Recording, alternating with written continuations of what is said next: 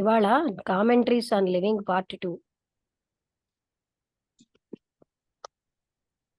Topic ఏమో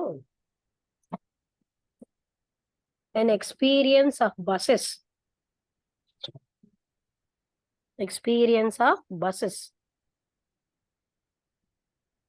రేపు ఒకవేళ నేను శంకర్ ఫౌండేషన్కి వెళ్తే అంటే కంటి హాస్పిటల్కి వర్షం కానీ పడితే వెళ్ళలేనేమో కానీ లేకపోతే వెళ్దాం అనుకుంటున్నాను. అప్పుడు మనది క్లాస్ సెలవే. నేను చెప్తాను, అదే వర్షం లేకపోతే వెళ్ళిపోతాను. విన్నారా?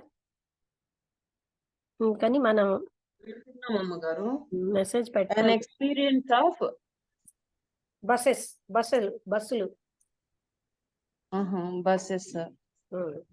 చెప్పండి. శ్రీ సద్గురుభ్యో నమః. ఇవాళ తారీఖు 21 నవంబరు 2023.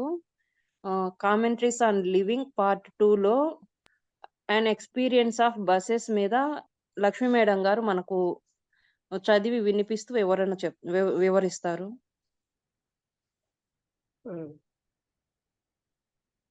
ఇది 117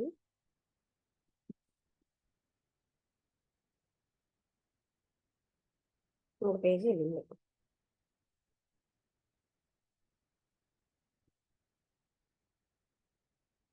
ఓకే,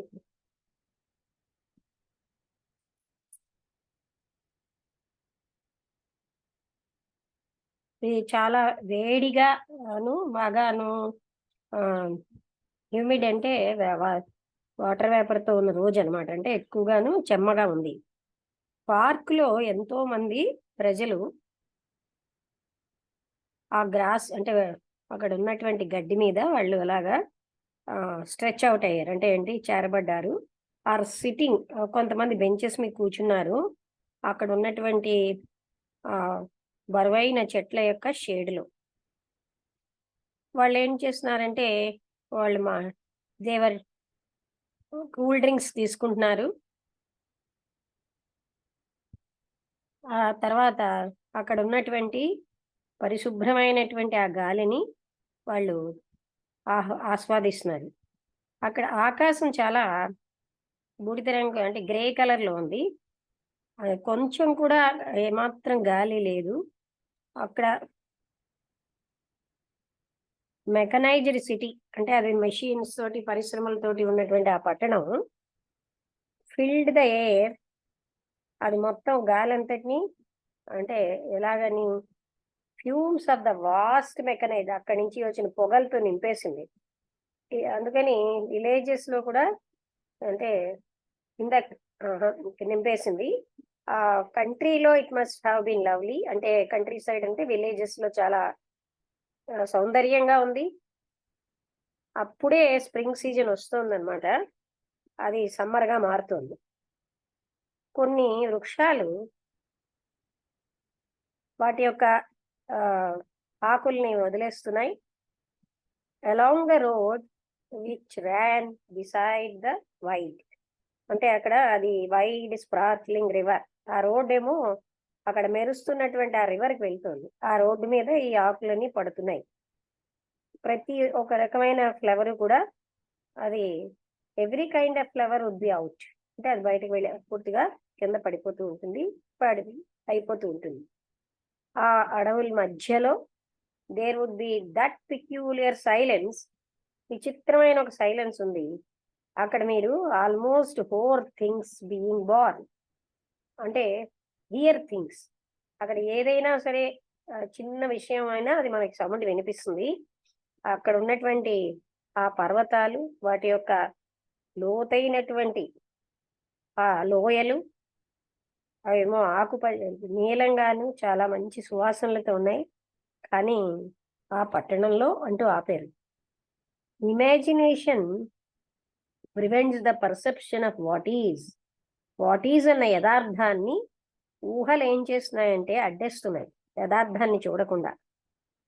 అయినా సరే, and yet how proud we are of our imagination and speculation. మనం ఎంత గర్వకారణంగా ఫీల్ అవుతాం మనకున్నటువంటి ఊహలకిను అంటే ఊహించడానికి the speculative mind with its intricate thoughts, ఇలాగ ఊహించేటటువంటి మనస్సు దానికి ఉన్నటువంటి చాలా క్లిష్టమైనటువంటి లోతైన ఆలోచనలతో is not capable of fundamental transformation. అది మౌలికమైన మార్పుని ఏమాత్రం చేయలేకపోతుంది. ఇది ఒక విప్లవాత్మకమైన మనస్సు కాదు.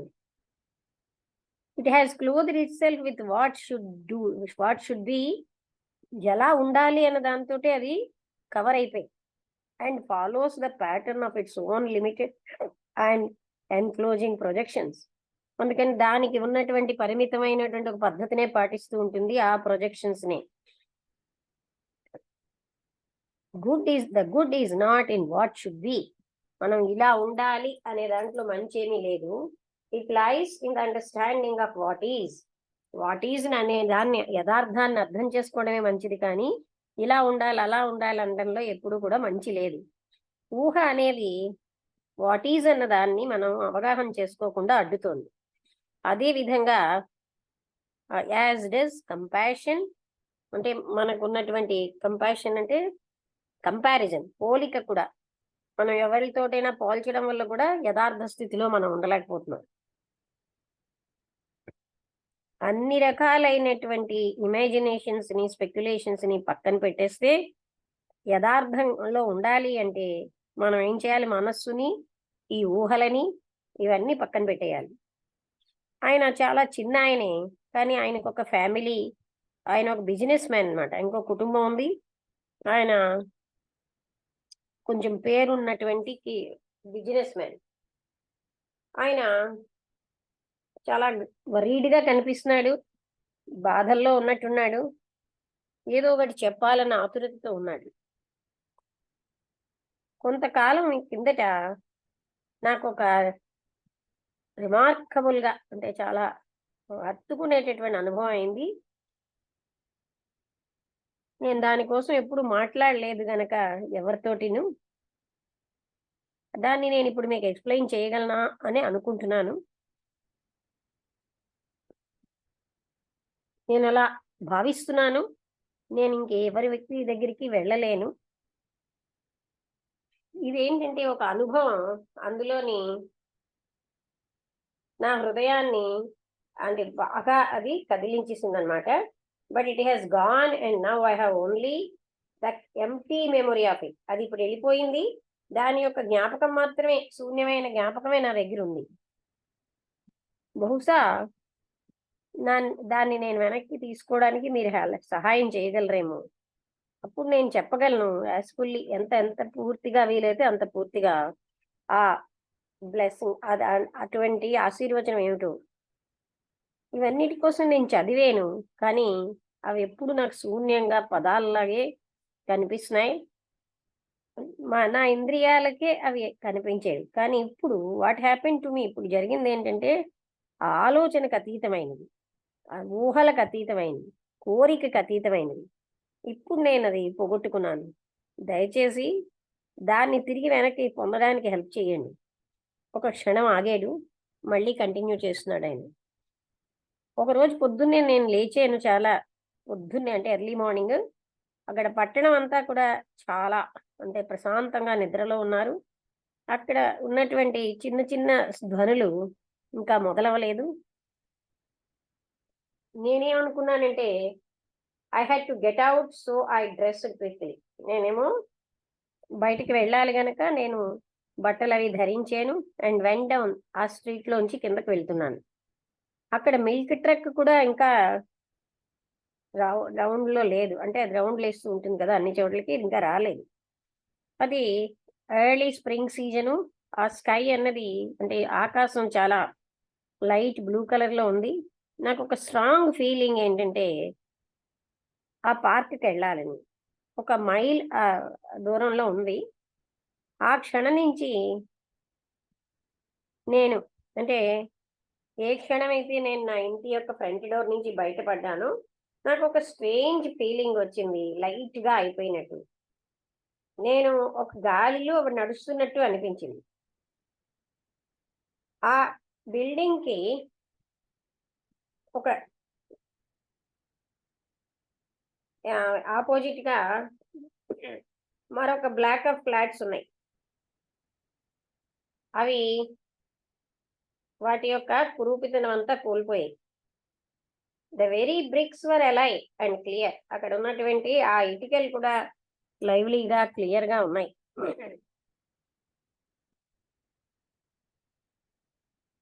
ప్రతి చిన్న వస్తువు కూడా ఏదైతే సామాన్యంగా ఎప్పుడు అనేనేమో దాన్ని నోటీస్ చెయ్యను, అది నాకు ఒక అద్భుతమైనటువంటి విషయంగా కనిపిస్తుంది. విచిత్రంగా ప్రతిదీ కూడా నాలో ఒక భాగంగానే కనబడింది. ఏది నాకు భిన్నంగా లేదనిపించింది. నిజానికి ఈ నేను అబ్జర్వర్ గా, గ్రహించేవాడిగా ఆబ్సెంట్ అయిపోయింది. నీకు అర్థమైంది అనుకుంటున్నాను నేను చెప్పింది. అక్కడ నేను సెపరేట్ గా లేను. ఆ పేపర్ అంటే అక్కడ ఫ్రమ్ ద ఆ చెట్టు నేను వేరు కాదు, లేకపోతే అక్కడ ఉన్న పేపరు ఉన్న అక్కడ ఉన్నటువంటి గట్టర్ అంటే ఆ మురికి కాలువ, అవన్నీ ఆ చెట్లు, ఆ పక్షులు, ఆ ఒకళ్ళనొకళ్ళు పిలుచుకునేవన్నీ వేరేగా లేవు. ఇది ఒక రకమైనటువంటి కాన్షియస్నెస్ స్థితి అనమాట. నాకు ఎప్పుడు అంతకు ముందు తెలియదు. అది పార్క్కి వెళ్ళే మార్గంలో అక్కడ ఒక ఫ్లవర్ షాప్ ఉంది. నేను దాన్ని అధిగమించి వెళ్తున్నాను. హండ్రెడ్స్ ఆఫ్ అంటే వందల కొద్ది సమయాలు దానిపై నుంచే వెళ్ళాను. అండ్ అది ఆ ఫ్లవర్స్ నేను చూస్తూ ఉంటాను వెళ్తున్నప్పుడు. అలా ఈ పర్టిక్యులర్ రోజు మా పొద్దున్నే దాని ముందు నేను ఆగాను. అక్కడ గ్లాస్ తో ఉన్నటువంటి ఆ విండో అన్నది కొంచెం దాని మీద మంచు వచ్చింది, పొగ మంచు, with the heat and damp from inside.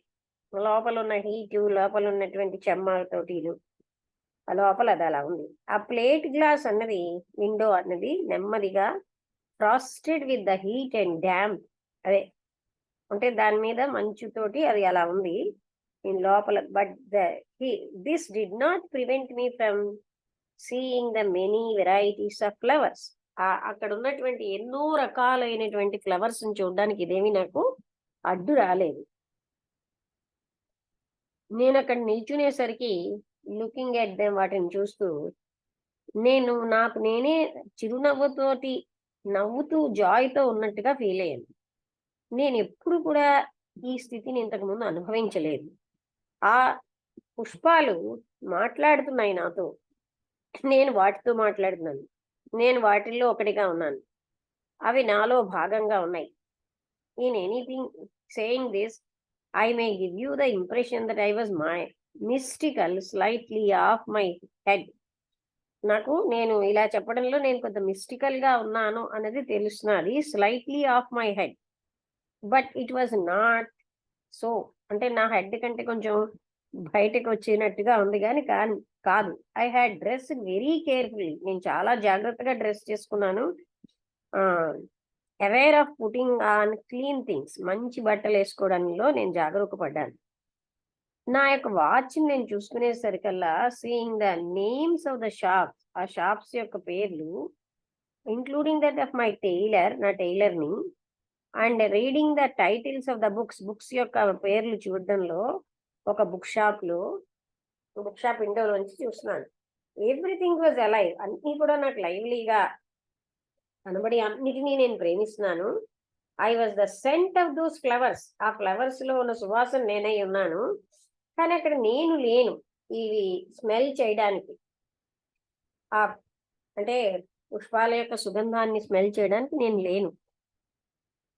మీకు తెలిసే ఉంటుంది నేనేం చెప్తున్నాను.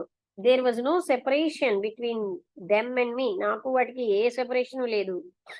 అక్కడ ఫ్లవర్ షాప్ అంతా కూడా, పుష్పాల యొక్క షాపు అద్భుతంగా చాలా లైవ్లీగా ఉంది కలర్స్ తోటి. దాని యొక్క సౌందర్యం ఆశ్చర్యచకితుల్ని చేస్తోంది నన్ను. For time and it's measurement and had seize. అక్కడ టైం యొక్క కొలతలు, అంటే ఎంత అయింది అంత, అవన్నీ ఆగితాయి. నేను అక్కడ I must have stood there for over 20 minutes. 20 నిమిషాల పాటు నేను అక్కడ నిల్చుని ఉంటాను. కానీ నాకేమోని టైం యొక్క సెన్స్ లేదు. I could hardly tear myself away from those flowers. ఆ ఫ్లవర్స్ నుంచి నేను చాలా కష్టం మీద బయటకు వచ్చాను. The wood of struggle, world of struggle అంటే ఈ సంఘర్షణ, బాధ, దుఃఖంతో ఉన్న ఈ ప్రపంచం. అండ్ ఇట్ వాజ్ నాట్, అప్పుడు నాకు, and yet it was not, అది నాకు లేదు.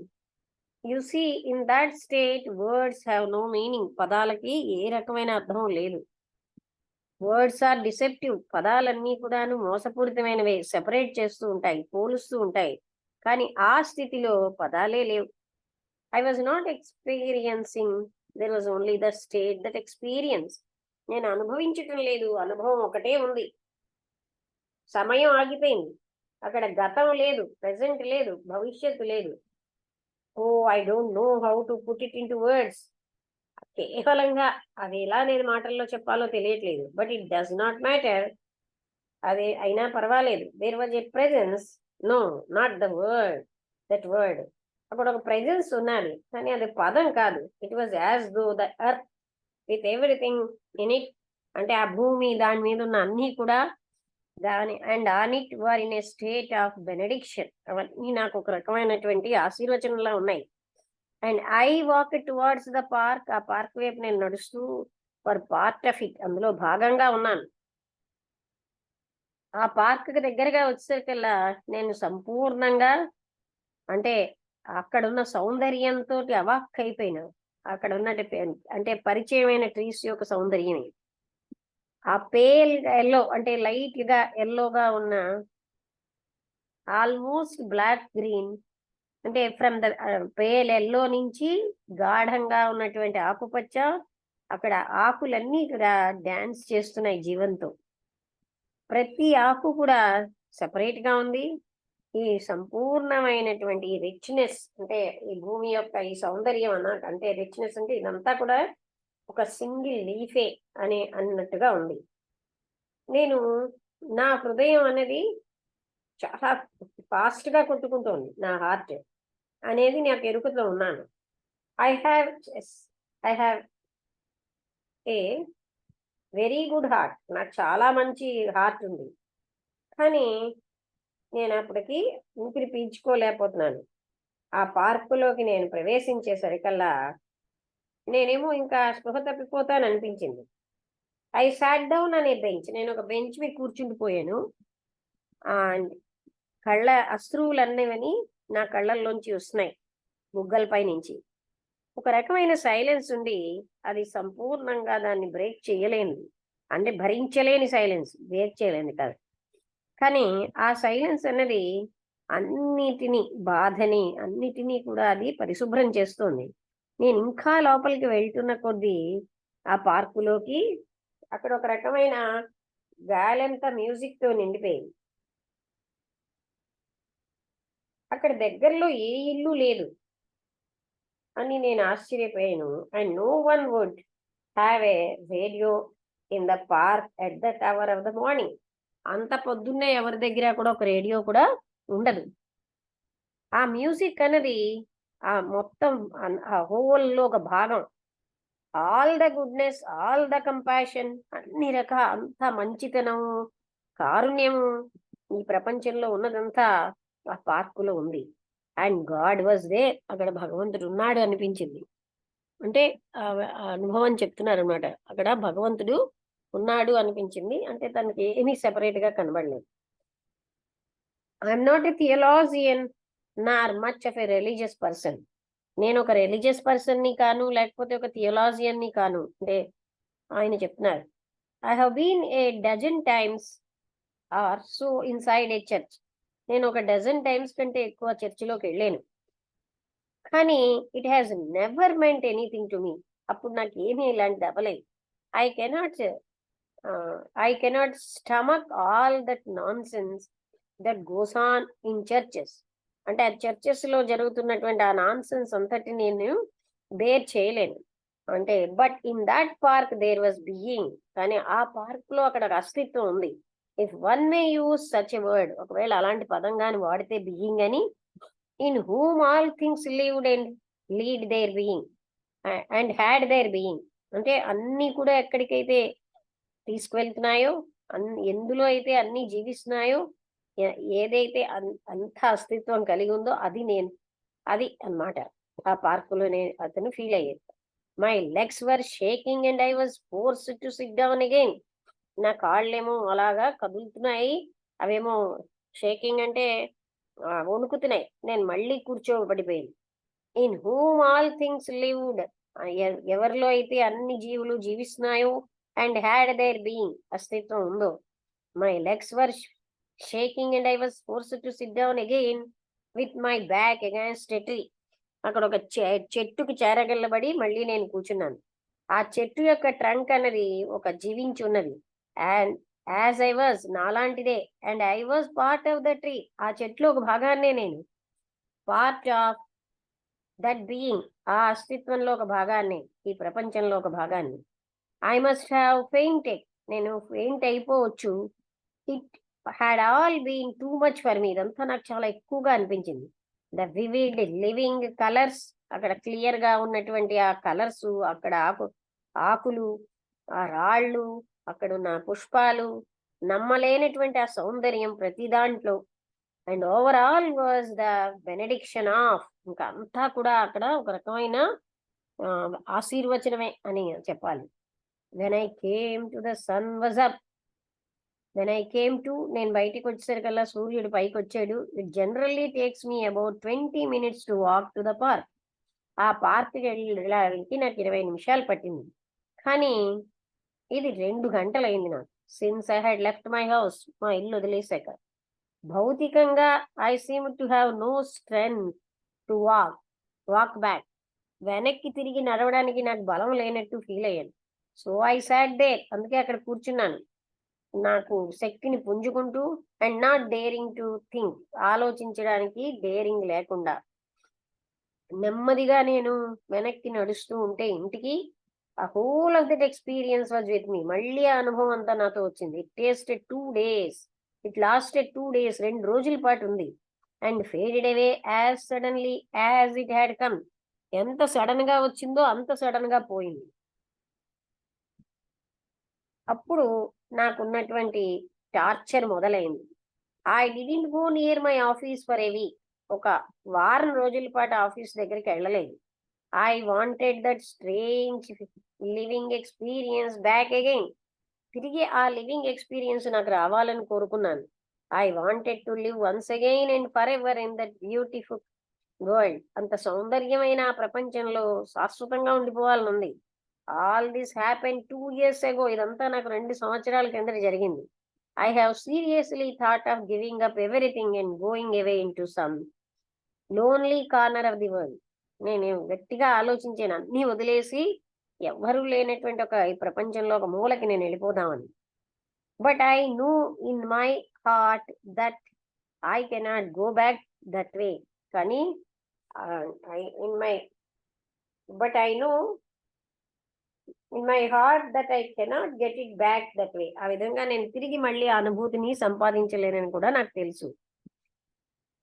No monastery can offer me that experience. A monastery అంటే తెలుసు కదండి, ఫాదర్లు వాళ్ళు అలా ఉంటారు కదా, అవేవి నాకు ఈ అనుభూతిని ఇవ్వలేవు. Nor can any candle lit church, అంటే క్యాండిల్ తోటి ఉన్నటువంటి కాలుతున్న క్యాండిల్స్ తో ఉన్న చర్చ్ గాని, which only deals with death and darkness, అది డెత్ తోటి డార్క్నెస్ తోటి సంబంధం ఉంది. అవేవి నాకు అనుభూతులు ఇవ్వలేవు. I considered making my way to India, నేనేమనుకున్నానంటే ఇండియాకి వెళ్దాము. But that too I put aside, దాన్ని పక్కన పడేసాను. Then I had a certain drug, నేను అప్పుడు I tried a certain drug, ఒక డ్రగ్ తీసుకున్నాను. It made things more vivid and soon, but and opiate is not what I want. ఇది ఇంకా కొంచెం క్లియర్ గా జరగచ్చు, కానీ నాకు అలాగా, అంటే మత్తులోని నేను కోరుకున్నది మత్తు కాదు. That is a cheap way of experiencing, అది చాలా అంటే చీప్ గా, చవకబార్ అనుభవం అనమాట. It is a trick but not the real thing, అదొక ట్రిక్కే కానీ నిజమైంది కాదు. సో హియర్ ఐ యామ్, ఆయన ఇప్పుడు ముగించాడు. నేను అందుకే ఇక్కడ ఉన్నానండి. I would give everything my life and all my positions to live again in that world. What am I to do? నేను నా ఉన్నవన్నీ ఇచ్చేస్తాను. నా జీవితం, నా యొక్క సమస్తమును మళ్ళీ అలా జీవించడానికి ప్రపంచంలో నేనేం చెయ్యాలి? It came to you sir uninvited. ఇప్పుడు కృష్ణమూర్తి గారు చెప్తున్నారు, మీరు ఆహ్వానించకుండా అది వచ్చేసింది. You never sought it. దాన్ని ఎప్పుడు మీరు వెతకలేదు. మీరు ఎంత కాలం అయితే వెతుకుతున్నారో మీరు అంతకాలము దాన్ని ఎప్పుడు మీరు పొందలేరు. The very desire to live again in that ecstatic state, ఆ స్థితిలో మీరు జీవించాలి అనే కోరికే ఆ కొత్తదనాన్ని ఆపేస్తోంది. ఆ ఫ్రెష్ ఎక్స్పీరియన్స్ అనేది ఆ పరమానంద స్థితి నుంచి మిమ్మల్ని ఆపేస్తోంది. మీరు ఏం జరిగిందో చూడండి. You have had that experience and now you are living with the dead memory of yesterday.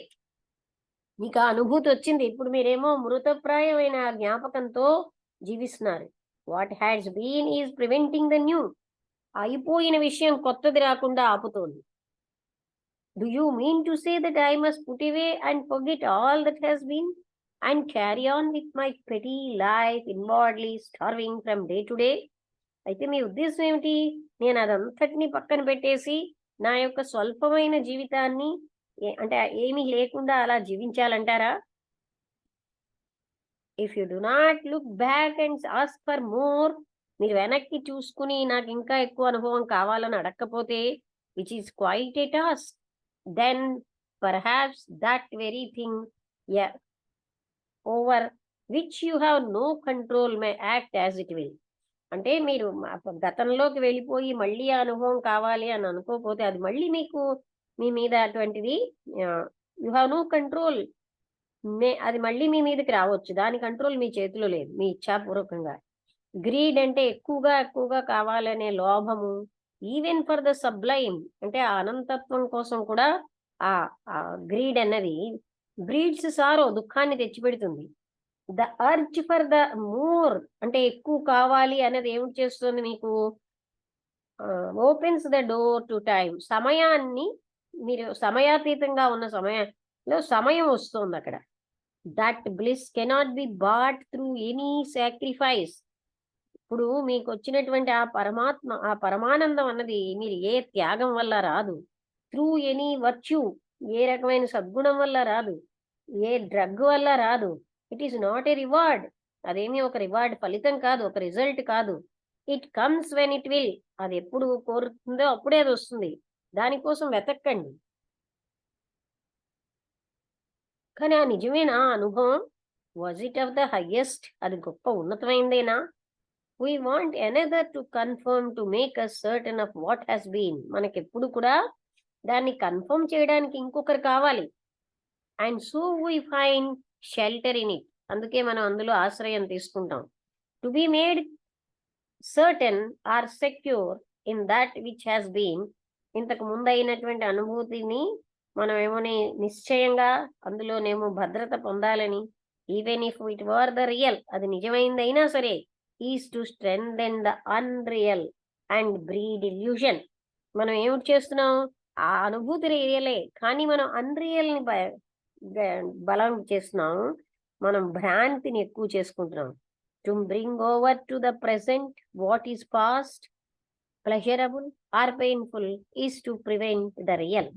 మనం ఏం చేస్తున్నామంటే ఈ ప్రెసెంట్ లోకి ఆ గతించిన దాన్ని, అది ఎంత దుఃఖమైందైనా సుఖమైందైనా తీసుకురావాలి అనడం వల్ల మనం నిజాన్ని అంటే సత్యాన్ని దూరం చేసేస్తున్నాం. Reality has no continuity. యథార్థానికి కంటిన్యూటీ లేదు. It is from moment to moment. అది ఏ క్షణం కా క్షణమే. టైమ్లెస్, సమయాతీతమైనది, కొలతకు అతీతమైనది. అదే ఆయనకు వచ్చిన అనుభూతి. ఇక్కడితో అయిపోయింది.